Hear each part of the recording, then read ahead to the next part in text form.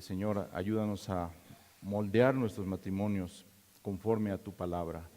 Permite, Señor, que seamos sabios en la manera de relacionarnos con nuestros cónyuges y, Señor, que nuestro matrimonio refleje al mundo la relación que hay entre Cristo y la Iglesia.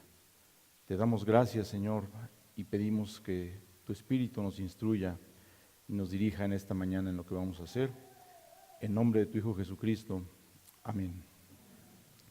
Bien, pues, como decía el hermano Toño, soy el profesor de idiomas del seminario, pero no se preocupen, no vamos a hablar aquí de gramática, no vamos a hablar de cuestiones técnicas.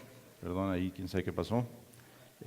Vamos a hablar de la palabra de Dios, específicamente en un tema que tiene que ver con la relación con los parientes, específicamente con los padres y con los suegros dentro del matrimonio. El título de la conferencia es Sin mi mamá no.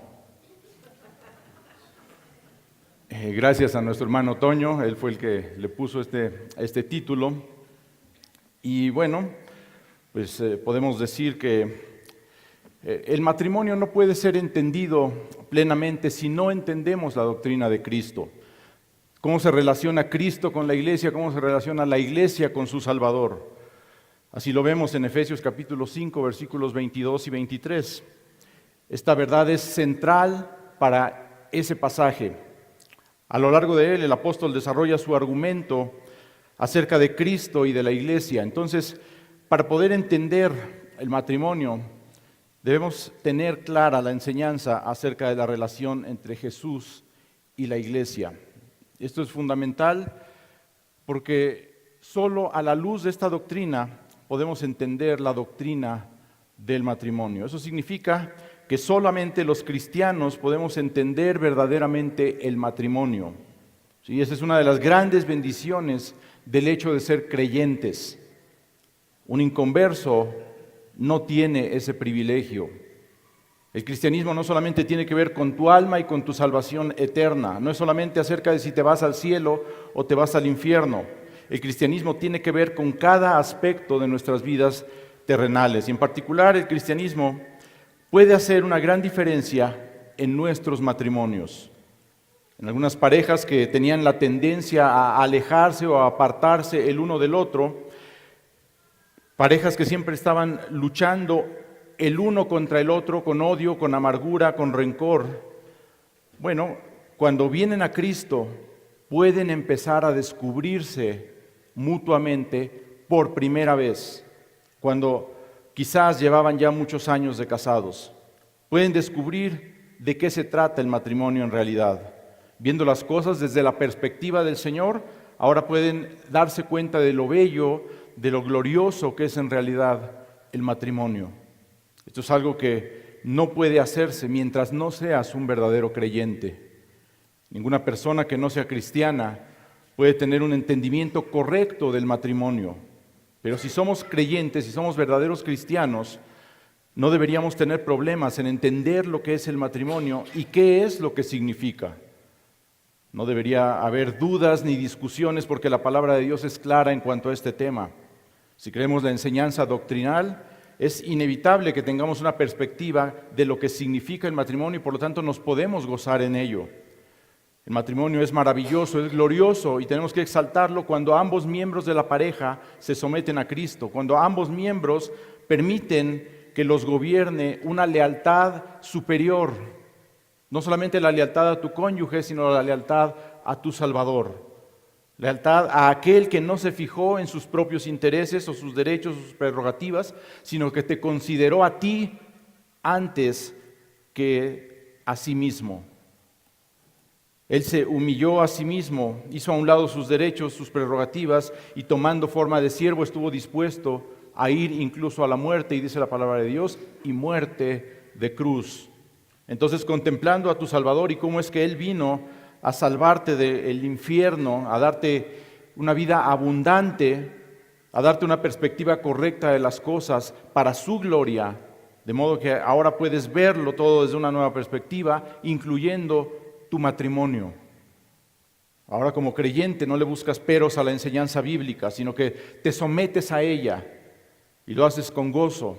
Ahora te puedes regocijar en los mandatos del Señor y darle la gloria por ellos, porque entiendes que son para tu bien. Y no solamente lo entiendes, sino que seguramente, si llevas algún tiempo ya en el cristianismo, lo has comprobado por experiencia propia. Lo que el Señor manda es de bendición, no es una imposición a nuestras vidas, sino que a través de eso Él nos quiere bendecir.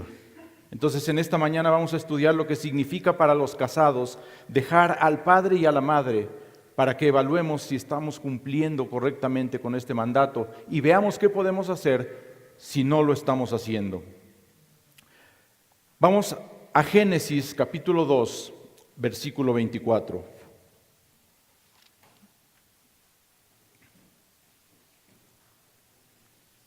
Es un pasaje bastante conocido, bastante breve, pero fundamental en la doctrina del matrimonio. Génesis capítulo 2, versículo 24. Por tanto dejará el hombre a su padre y a su madre, y se unirá a su mujer, y serán una sola carne. Vamos a dividir nuestro estudio en 5 partes. En primer lugar, vamos a ver vamos a explicar el pasaje. Vamos a dar una explicación rápida del pasaje. En segundo lugar, vamos a ver algunos ejemplos de personas que no han podido dejar a sus padres. En tercer lugar, hablaremos de la doble aplicación que tiene este pasaje. En cuarto lugar, vamos a ver que si lo que se nos da aquí es una prescripción o es una descripción. Y por último, en quinto lugar, veremos algunos consejos. Entonces vamos a la primera parte, la explicación del pasaje. En Génesis 2, por supuesto, nos hallamos al principio de la historia de la humanidad, al principio de la historia de este mundo. Dios había creado todas las cosas, incluyendo al hombre. Pero ahora, al pedirle que nombrara a los animales y que buscase entre ellos su ayuda idónea, le muestra que no había en toda la creación nada ni nadie que fuera el complemento ideal para él. Una vez que Adán lo entiende, que está en la posición de valorarlo, Dios procede a la creación de la mujer a partir de una de sus costillas. Luego de presentársela, dijo entonces Adán: esto es ahora hueso de mis huesos y carne de mi carne.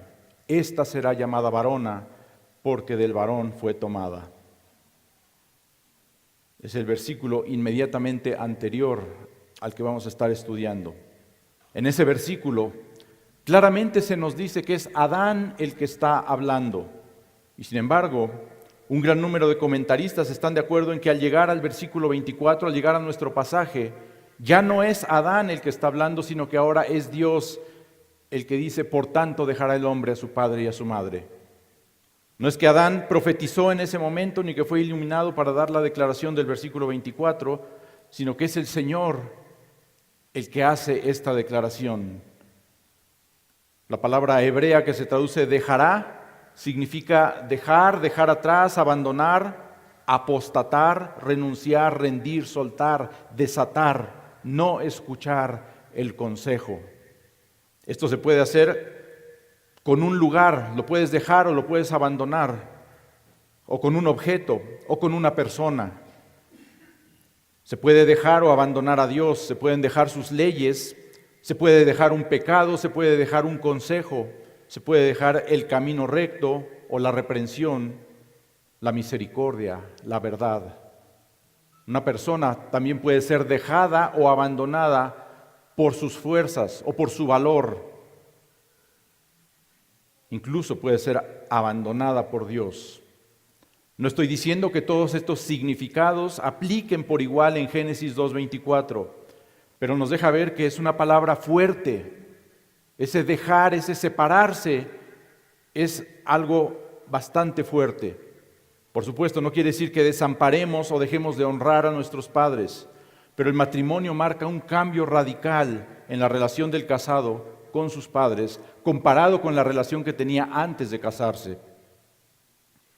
La palabra hebrea que se traduce unirá significa pegarse, adherirse, aferrarse, unirse, seguir de cerca. Job la usa, por ejemplo, para describir la situación en la que se encontraba cuando dice: mi piel y mi carne se pegaron a mis huesos. También la usa para defender su inocencia cuando dice: si mis pasos se apartaron del camino, y si mi corazón se fue tras mis ojos, y si algo se pegó a mis manos, siembre yo y otro coma, y sea arrancada mi siembra. En Lamentaciones capítulo 4, versículo 4, Jeremías, describiendo la situación desesperada de su pueblo, siendo sometido al castigo de Dios, dice: la lengua del niño de pecho se pegó a su paladar por la sed. Lo mismo dice el Señor en el Salmo 22:15, un salmo mesiánico, cuando describe proféticamente sus sufrimientos. Y mi lengua se pegó a mi paladar. De manera figurada, esta palabra se utiliza para referirse a pegarse o a pegarse a alguien con afecto y lealtad. En Ruth capítulo 1, versículo 14, es la palabra que se utiliza cuando dice que ellas se abrazaron, alzaron su voz y lloraron, y Orfa besó a su suegra, mas Ruth se quedó con ella. En 2 de Samuel 22 se utiliza para describir la lealtad de los hombres de Judá a David cuando Seba se rebeló contra él. Dice así: todos los hombres de Israel abandonaron a David siguiendo a Seba, hijo de Bicri, mas los de Judá siguieron a su rey desde el Jordán hasta Jerusalén. En Génesis 34:3 se nos dice que el alma de Siquem se apegó a Dina, la hija de Lea. También se utiliza en 1 de Reyes 11:2 para decirnos cómo se juntó Salomón con amor a las mujeres paganas. Entonces esta palabra se utiliza también para describir cómo se debe seguir a alguien de cerca. En Ruth 2, capítulo 2, versículos 8 y 21, se nos dice que Booz le aconseja a Ruth mantenerse pegada a sus criadas, siguiéndolas. Y en el versículo 23 se utiliza la misma palabra para decirnos que así lo hizo. Más importante que eso, se utiliza en varios pasajes para decirnos cómo los israelitas debían seguir al Señor en obediencia y lealtad. Entonces la unión entre el marido y la mujer debe ser una unión muy cercana, muy estrecha, muy íntima, tan inquebrantable como debiera ser la unión del pueblo de Dios con su Señor. Y sin embargo, tristemente, al igual que el pueblo de Israel le fue infiel a Dios y se apartó de Él, los cónyuges muchas veces nos apartamos y nos separamos cada vez más uno del otro en desobediencia al pasaje que estamos estudiando. Pero la unión de los esposos es tal que dice nuestro texto que llegamos a ser una sola carne. Por supuesto, esta expresión se refiere a la gran cercanía emocional, sentimental, intelectual entre ambos cónyuges, pero principalmente se refiere a la unión física. ¿Cómo lo sabemos? Porque dice: serán una sola ¿qué? Carne. No dice una sola mente, ni una sola alma, ni un solo corazón. La palabra hebrea que se traduce carne significa piel, carne, comida, carne del sacrificio, cuerpo. Además, 1 de Corintios capítulo 6, 16, en el contexto de la censura de la fornicación, Pablo dice: ¿o no sabéis que el que se une con una ramera es un cuerpo con ella? Porque dice: los dos serán una sola carne. Así que el sentido principal de ser una sola carne es la unión sexual. Entonces, lo que está haciendo nuestro pasaje es legitimar las relaciones sexuales entre un hombre y una mujer en el contexto del matrimonio monógamo. Fuera de estas tres condiciones, la unión heterosexual, matrimonial y monógama, las relaciones sexuales están prohibidas por Dios. Si solo se cumplen dos de las tres condiciones, es pecado. Por supuesto que las relaciones homosexuales están prohibidas, por más que digan que están casados o que están casadas. que son mutuamente fieles. Pero ese no es el diseño de Dios. La unión heterosexual y fiel, entre comillas, entre dos personas que no están casadas, también es pecado. Y lo mismo ocurre cuando en el matrimonio heterosexual hay más de dos miembros. Forzosamente se necesitan las tres condiciones para que el matrimonio sea legítimo y bendecido por Dios. Pero nuestro pasaje menciona una cuarta característica que, aunque su falta de cumplimiento no es tipificada como pecado en otros pasajes de la Escritura, en la práctica sí vemos que resulta un estorbo para recibir la bendición de Dios: el dejar al padre y a la madre. Y es precisamente en esa característica en la que quiero que nos enfoquemos. Las citas de Génesis 2:24 en el Nuevo Testamento parecen enfocarse principalmente en la segunda parte del versículo. Se unirá a su mujer y serán una sola carne. Sin embargo, es interesante notar que no por ello omiten la primera parte: dejará el hombre a su padre y a su madre. Cuando Jesús y Pablo hablan del matrimonio y citan este pasaje de Génesis, aunque su énfasis es la unión entre el esposo y la esposa, no dejan de mencionar la primera parte. Dejará el hombre a su padre y a su madre. ¿Qué les dice esto? ¿Será importante dejar al padre y a la madre? Claro que es importante, pero para mi sorpresa encontré que no hay mucha información al respecto. La mayoría de los autores y comentaristas se enfocan en la segunda parte del versículo. Bueno, ya vimos una explicación del pasaje.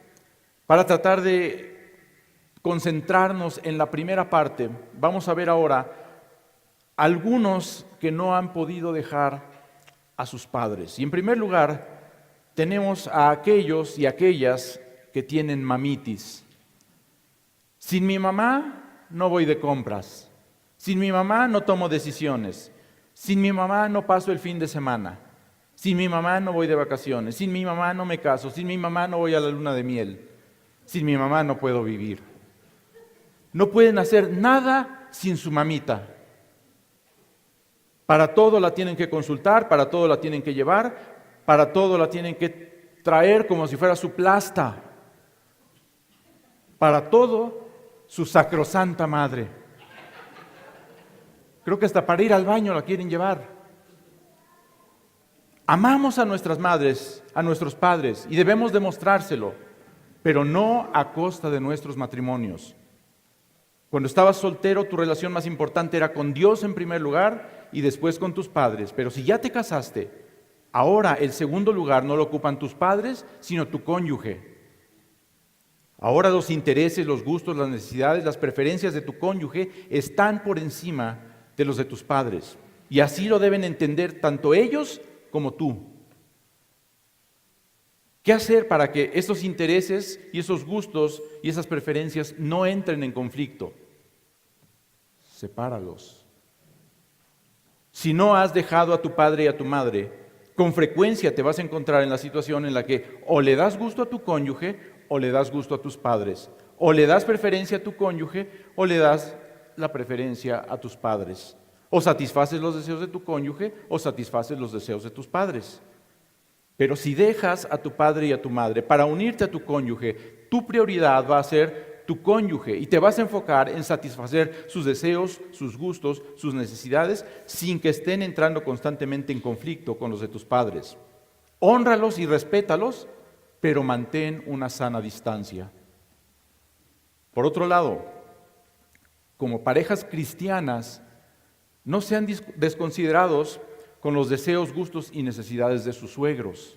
Permitan que ocasionalmente su cónyuge pueda darles gusto a sus padres también, siempre y cuando lo que quieran, por supuesto, no vaya en contra de los mandamientos de Dios. En segundo lugar, tenemos a los que no viven con los padres, pero se la viven con los padres. Y esto es muy común. Puede ser que tengan su casa aparte, pero se la quieren vivir toda la semana metidos en la casa de sus padres. Si tú eres de esos, no pienses solo en ti. en tu deseo de estar con ellos y en lo bien que se la pasan juntos. Piensa también en los conflictos que puedes ocasionar a tu cónyuge por asumir esta actitud. Tú te podrás sentir muy bien en casa de tus papás, pero seguramente tu cónyuge no se siente con la misma libertad y confianza con la que tú te sientes. Evitar este tipo de cosas, a fin de cuentas, será también para tu beneficio y para el de tu matrimonio. En tercer lugar, veamos ahora algunos ejemplos bíblicos. Todo el capítulo 26 de Génesis, por ejemplo, viene hablando de Isaac y de Rebeca, hasta que llegamos al versículo 33, pero en el versículo 34, versículos 34 y 35, se introduce repentinamente a Esaú. Da la impresión de que estaba con ellos y de que permaneció con ellos. Estos versículos nos dicen que el angelito se casó a los 40 años. Bueno, yo mejor ni digo, pero... También nos dice este pasaje quiénes fueron sus esposas. Agrega que estas esposas fueron amargura de espíritu para Isaac y para Rebeca. La cercanía, entre otros factores, causó conflictos con los suegros. En cambio, Jacob se fue muy lejos, a la tierra de su abuelo Abraham, y allá se casó. No se menciona en la Biblia que sus esposas hayan tenido conflictos con Isaac ni con Rebeca, pero por la cercanía, él sí tuvo muchos conflictos con su suegro Labán. Otro caso fue el de Noemí y Ruth, suegra y nuera. Ellas se amaban y tenían una relación ejemplar en muchos sentidos. Sin embargo, debemos tomar en cuenta que ya no estaba Kelión, el hijo de Noemí y esposo de Ruth. Ya había fallecido. ¿Te quieres llevar bien con tu suegra? Aléjate de ella o espera que se muera tu cónyuge. O mejor, aprende a amarla como Ruth amó a Noemí. Bien, podríamos mencionar varios casos más de algunos que no han podido dejar a sus padres o que no pudieron dejar a sus padres, pero mejor pasamos a hablar en tercer lugar de la doble aplicación que tiene este pasaje. Quisiera que mencionemos muy brevemente este punto. El dejar al padre y a la madre no solamente aplica al hombre, aunque el pasaje no lo dice explícitamente, también la mujer tiene que dejar al padre y a su madre. La frase serán una sola carne no solamente indica, como lo dice Efesios 5, 28 al 30, que el hombre debe cuidar de la mujer como cuida de sí mismo, sino que también indica que la gran mayoría de las cosas que aplican para él, también aplican para ella y viceversa, y particularmente en este caso.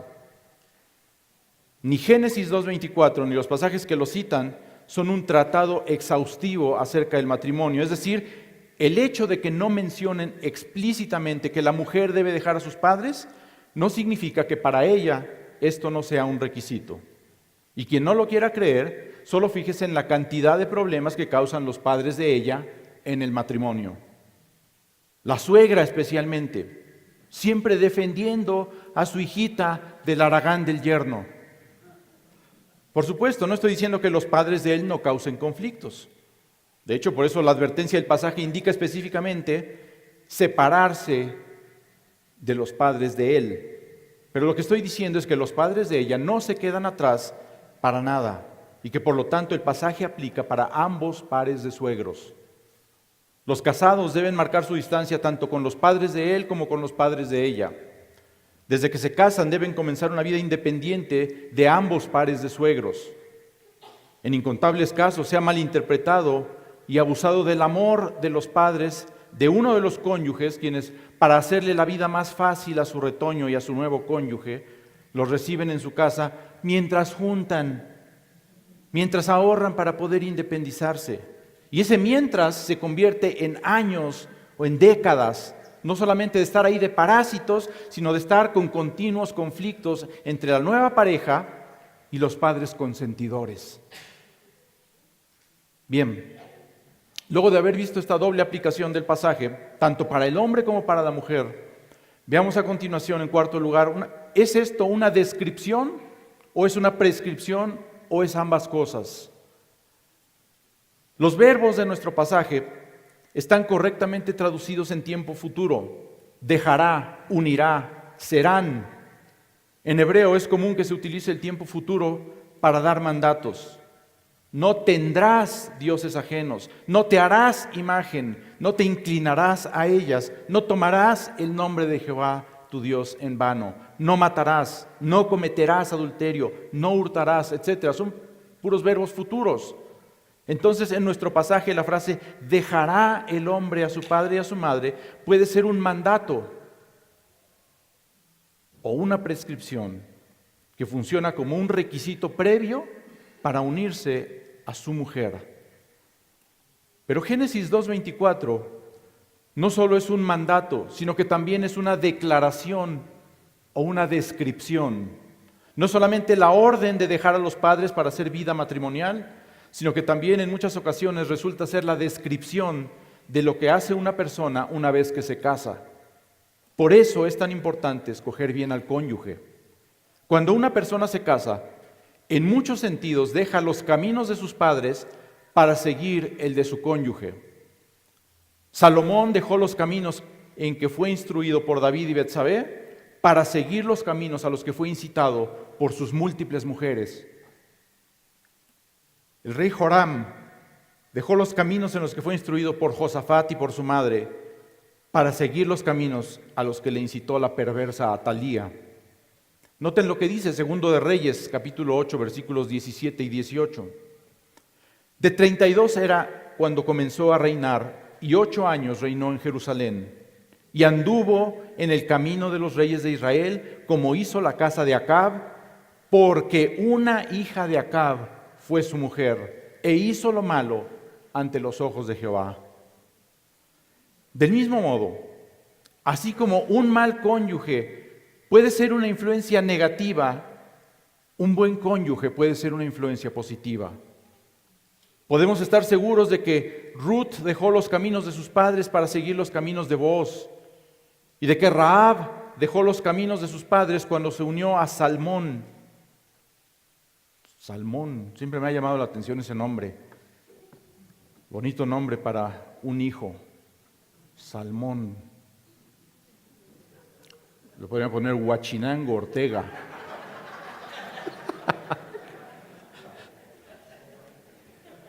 Bueno, Tilapia Godoy, Plecostomus Contreras. Bueno, este amigo se llamaba Salmón y parece haber sido utilizado por Dios para influir positivamente a Rahab. Pasó de ser una escort, le llaman ahora, a estar en la línea mesiánica. Por cierto, ¿saben qué significa la palabra Rahab? El nombre Rahab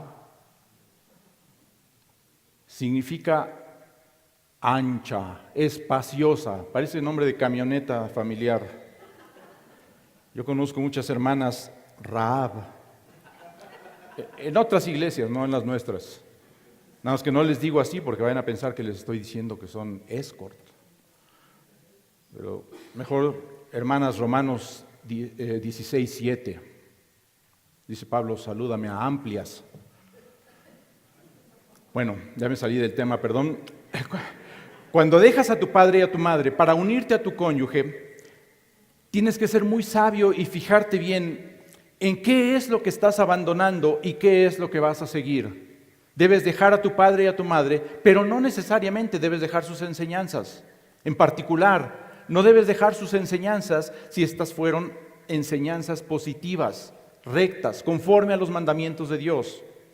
Por el contrario, si fueron enseñanzas equivocadas, desviadas o abiertamente impías, debes dejarlas incluso antes de casarte. Del mismo modo, cuando te unes a tu cónyuge, procura imitar sus virtudes. Si vas a seguir sus caminos, procura fijarte en las cosas positivas. Evita adoptar sus defectos. Sigue sus cualidades y no copies sus pecados. Lamentablemente, por nuestra naturaleza caída, tenemos más la tendencia a copiar lo malo que a copiar lo bueno. Y es más fácil renunciar a la santidad que al pecado. Debido a esto, es fundamental fijarte muy bien con quién te casas. ¿Qué clase de influencia quieres para tu vida? O pregúntate, ¿qué clase de influencia eres tú para tu cónyuge? El punto no es solo fijarte qué buscas, sino también qué ofreces. Bien, una vez que hemos visto que nuestro versículo es tanto una prescripción como una descripción, quiero darles ahora 4 consejos.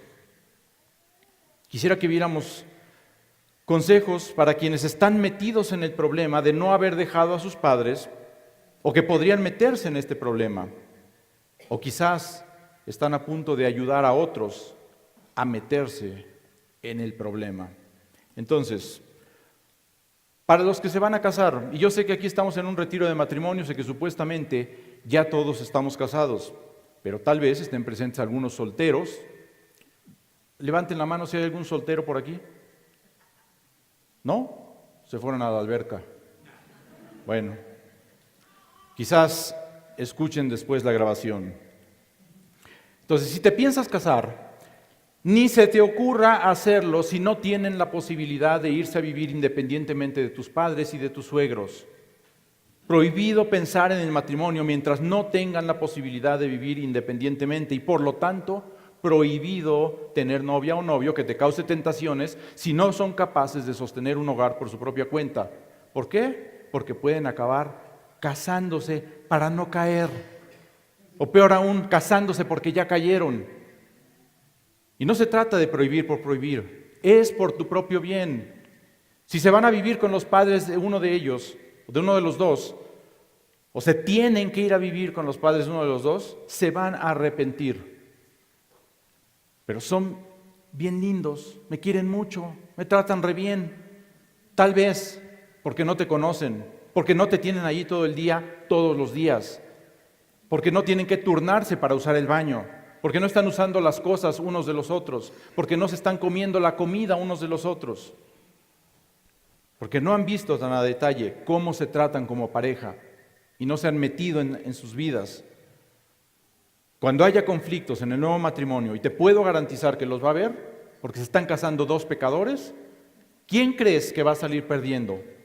No el hijo o la hija, sino el yerno o la nuera. Joven que quieres casarte, sé sabio y por ningún motivo se te ocurra, ya casados, irse a vivir con tus padres o con los padres de tu cónyuge. Es una receta segura para agravar los conflictos matrimoniales y aumenta enormemente las probabilidades de que tu matrimonio resulte en un fracaso. En segundo lugar, para los que ya se casaron, se amolaron. Ya no hay vuelta atrás en su matrimonio. Ahora tienen que luchar por sacarlo adelante, manteniendo una sana distancia con los padres y con los suegros. No dependan de ellos ni para apoyo económico ni para la vivienda. Tienen que entender que una vez que se casaron, por así decirlo, se salieron de la cobertura de sus padres y tienen que rascarse con sus propias uñas. No pueden seguir dependiendo de ellos. Y si ya se fueron a meter a su casa, sálganse. Si no tienen para rentar una casa o un departamento, váyanse a un cuarto, pero sin los suegros. Así como mejor es vivir en un rincón del terrado que con mujer rencillosa en casa espaciosa, según Proverbios 21:9, también es mejor vivir solos en una choza apestosa que con una suegra chismosa en casa espaciosa. Segunda de José Carlos. En general se asume que la mujer rencillosa de Proverbios 21:9 es la esposa, pero también aplica para la suegra.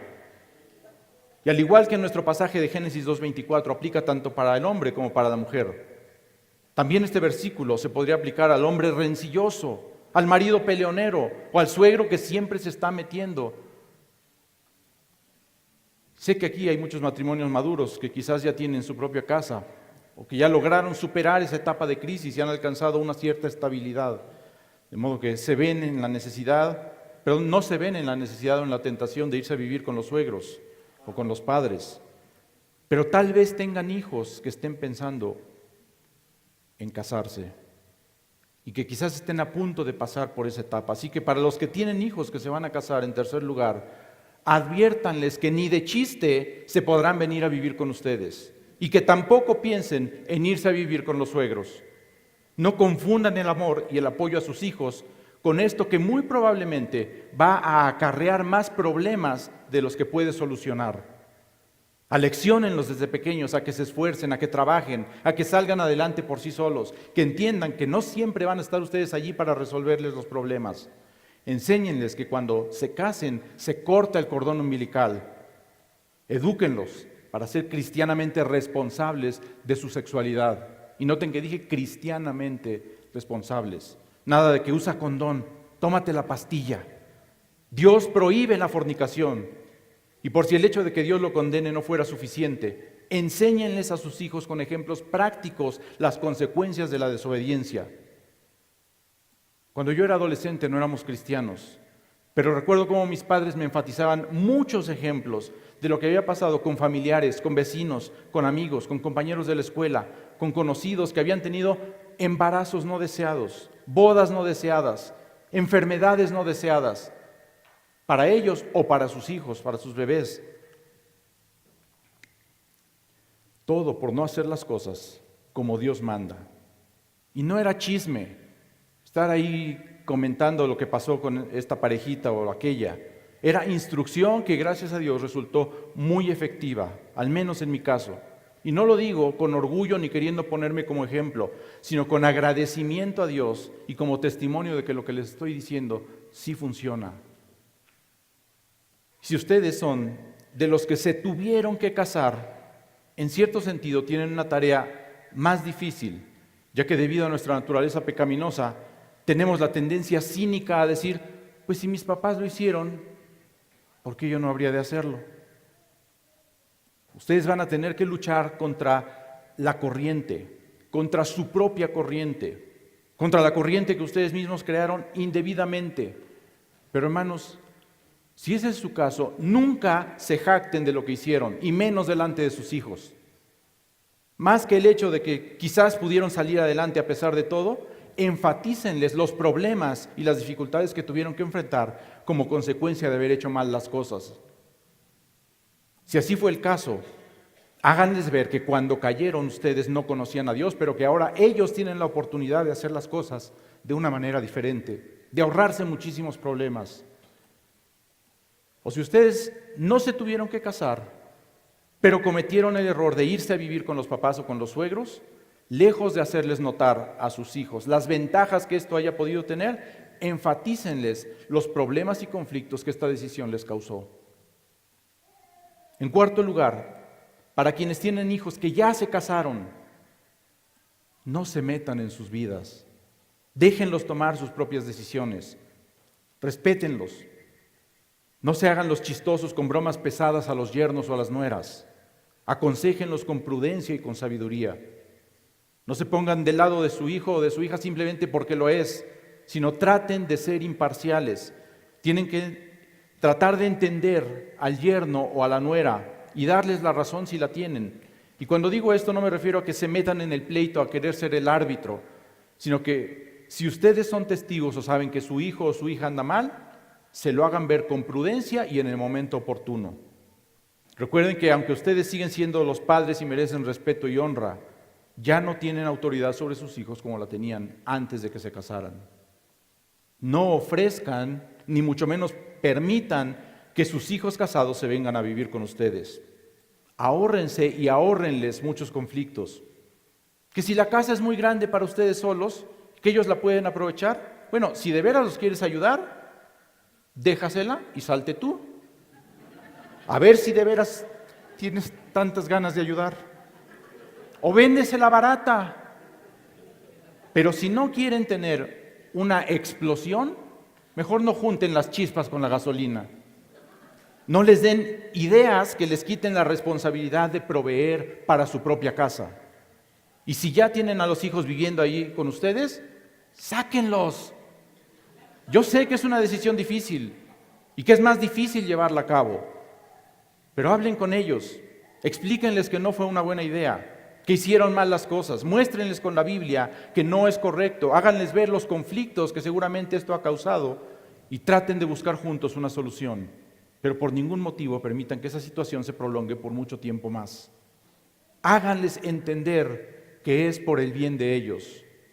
Les podrán solucionar el problema de la vivienda, pero les van a causar quizás otros conflictos más graves, que a la larga podrían costarles su matrimonio, o peor aún, sus matrimonios, el de ellos y el de ustedes. Tengan cuidado con eso, hermanos. En conclusión, Génesis 2:24 es el fundamento de la monogamia. El versículo habla de un hombre y una mujer. Ninguna de las dos palabras es plural. No se da lugar para interpretaciones poligámicas. El hecho de volverse una sola carne indica también que el matrimonio es para toda la vida. Ambos se vuelven uno. Por eso, luego de que Jesús citó este versículo, agregó en Mateo 16:9: así que no son ya más dos, sino una sola carne, y por tanto lo que Dios juntó, no lo separe el hombre. Lo único que puede separarte de tu propia carne es la muerte. Y del mismo modo, lo único que debería poder separarte de tu cónyuge es la muerte. No es casualidad que Jesús cite este pasaje en el contexto de la explicación sobre el divorcio en Mateo capítulo 19, versículos 3 en adelante.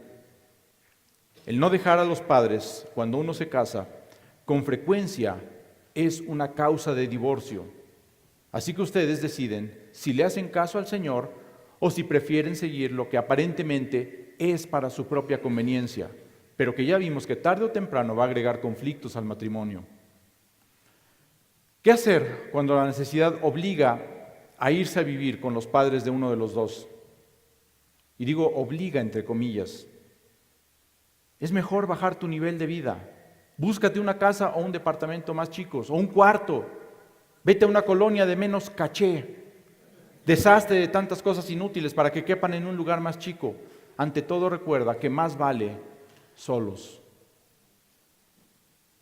A veces se pueden ir a vivir con los padres de uno de los dos por periodos cortos, por ejemplo, cuando nacen los hijos, o en caso de enfermedad o de cirugía, o de algún desastre natural u otra tragedia que haya dañado o destruido su vivienda. Pero procura que sea por periodos lo más corto posibles, o mejor aún, evítalo por completo. Busca antes otras opciones. ¿Qué pasa cuando la necesidad obliga, entre comillas, a traer a alguno de los padres a vivir con nosotros? Bueno, siempre tenemos que estar al pendiente de ellos, hay que cuidarlos. Pero quizás se puede contratar a alguien que esté al pendiente y nosotros estarlos supervisando de cerca. Si es posible, podemos encargarnos de ellos durante el día y después regresar a nuestra casa. Busquen el apoyo de los hermanos en la carne o en la fe para que les apoyen en esta situación. Y si no hay de otra y alguno de tus padres o ambos se tienen que ir a vivir con ustedes, ora mucho pidiéndole sabiduría al Señor y sé muy considerado con tu cónyuge. Platíquenlo, pónganse de acuerdo, considérenlo juntos. El yerno o la nuera, pónganse en el lugar de su cónyuge y piensen de manera realista cómo les gustaría que su pareja reaccionara si fueran sus padres los que se tuvieran que ir a vivir con ustedes. Hermanos, seamos sabios en nuestra manera de vivir. No agreguemos tensiones a nuestros matrimonios por no obedecer este importante mandato de la palabra de Dios. Dejará el hombre a su padre y a su madre y se unirá a su mujer y serán una sola carne. Amén. Oremos. Padre, te damos gracias porque tu palabra es clara. Gracias, Señor, porque tú nos instruyes acerca de cómo debemos llevar nuestros matrimonios. Te damos gracias por la vida de nuestros padres, gracias por la educación, la instrucción que nos dieron, el cuidado que tuvieron de nosotros. Ayúdanos a honrarlos, a amarlos, a respetarlos hasta el último día. Pero, Señor, danos la sabiduría que requerimos para que nuestro trato con ellos sea correcto, que tengamos bien claras nuestras prioridades. Y Señor, fortalécenos y ayúdanos para que podamos vivir de manera autosuficiente en ese sentido. Por supuesto, dependiendo de ti, pero no de los padres ni de los suegros. Señor, gracias por nuestros matrimonios. Ayúdanos a llevarlos como tú lo ordenas. Te lo rogamos en el nombre de tu Hijo Cristo Jesús. Amén. Gracias, hermanos. Dios les bendiga.